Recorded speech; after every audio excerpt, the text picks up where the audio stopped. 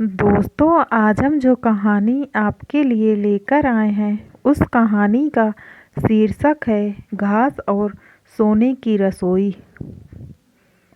किसी समय की बात है कि एक छोटे से गांव में एक किसान रहता था। उसका नाम था रामू। रामू का परिवार बेहद साधारण था और वह अपनी रोज़मर्रा की जिंदगी घास बेचकर गुजारता था। गांव के किनारे उसकी एक छोटी सी झोपड़ी थी, जहां वह अपनी पत्नी सुमित्रा और दो बच्चों के साथ रहता था। रामू सुबह सुबह जंगल में जाता, घास काटता और उसे बाजार में बेचता। दिन भर की मेहनत के बाद जो पैसा मिलता, उससे वह घर का गुजारा किया करता था। सुमित्रा घर के सारे काम संभालती और बच्चों को पढ़ाने की कोशिश किया करती थी। उनके पास ज़्यादा कुछ नहीं था, लेकिन वे अपनी सादगी और संतोष के कारण खुश रहते थे। एक दिन रामू जंगल में घास काट रहा था, तभी उसकी दराती एक बड़ी चमचमाती चीज से टकराई। जब उसने घास हटाई तो देखा कि वहाँ एक सोने की बर्तन जैसी चीज दबी हुई थी। उसने उसे उठाया और ध्यान से देखा। यह एक अद्भुत सोने की रसोई का हिस्सा था, जैसे कि किसी राजा के महल का सामान था। रामू चौंक गया और डर भी गया।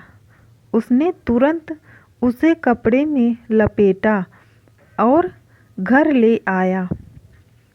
घर आकर रामू ने सुमित्रा को दिखाया।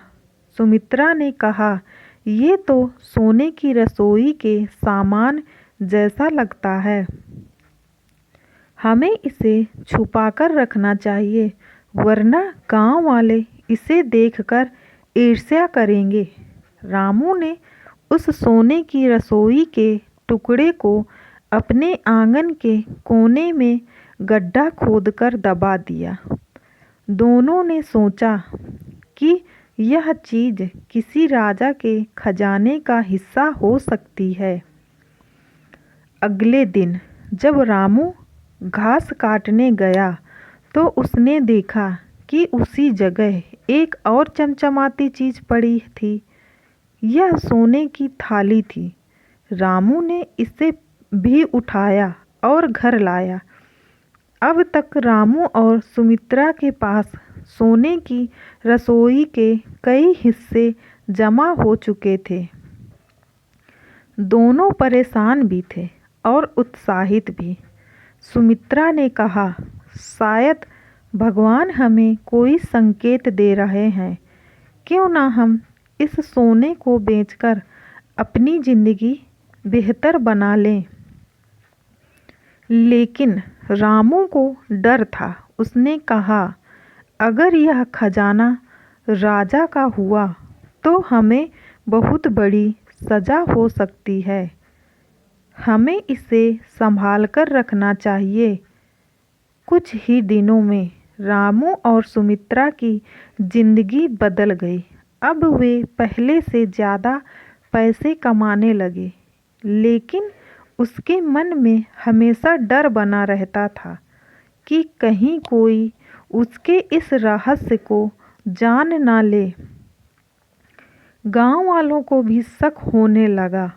लोग पूछने लगे, "रामू, अचानक से तुम्हारी हालत इतनी अच्छी कैसे होने लगी है?"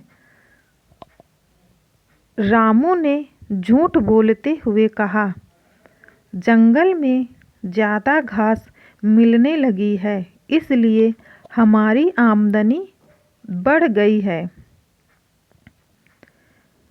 सोने की कीमत और ईमानदारी का इम्तिहान।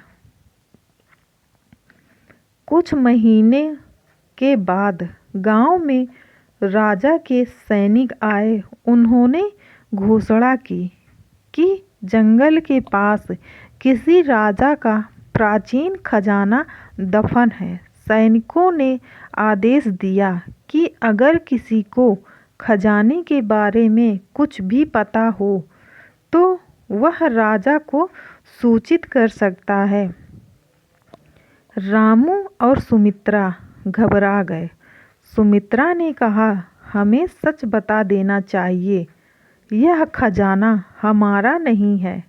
रामू ने कहा, अगर हमने सच बताया तो राजा हमें सजा देंगे, लेकिन अगर हम झूठ बोले तो यह हमारे ईमानदारी के खिलाफ होगा। अंत में रामू और सुमित्रा ने फैसला किया कि वे राजा को सच बताएंगे। अगले दिन वे राजा के दरबार में गए और सारी बात बताई। राजा ने उनकी ईमानदारी से प्रभावित होकर कहा, तुमने जो किया वह एक सच्चे नागरिक का कर्तव्य है। यह खजाना मेरे पूर्वजों का है, लेकिन मैं तुम्हारी ईमानदारी के लिए इसे तुम्हें उपहार में देता हूँ। रामू और सुमित्रा ने उस खजाने का एक हिस्सा गांव के विकास में लगाया। उन्होंने अपने बच्चों को अच्छी शिक्षा दी और बाकी पैसे से एक बड़ा घर बनवाया। उनकी जिंदगी बदल गई, लेकिन उन्होंने कभी अपनी सादगी और ईमानदारी को नहीं छोड़ा। यह कहानी हमें सिखाती है कि जीवन में सच्चाई और ईमानदारी का हमेशा महत्व होता है।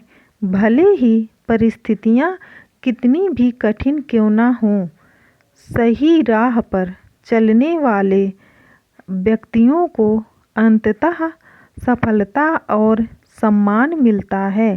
दोस्तों, अगर आपको मेरी यह कहानी पसंद आई हो तो मेरी वीडियो को लाइक कीजिए, चैनल को सब्सक्राइब कीजिए और कमेंट करके ज़रूर बताइएगा कि यह कहानी आपको कैसी लगी, ताकि ऐसी ही कहानियाँ रोज़ाना हम आपके लिए लाते रहें और आपका मनोरंजन करवाते रहें। धन्यवाद।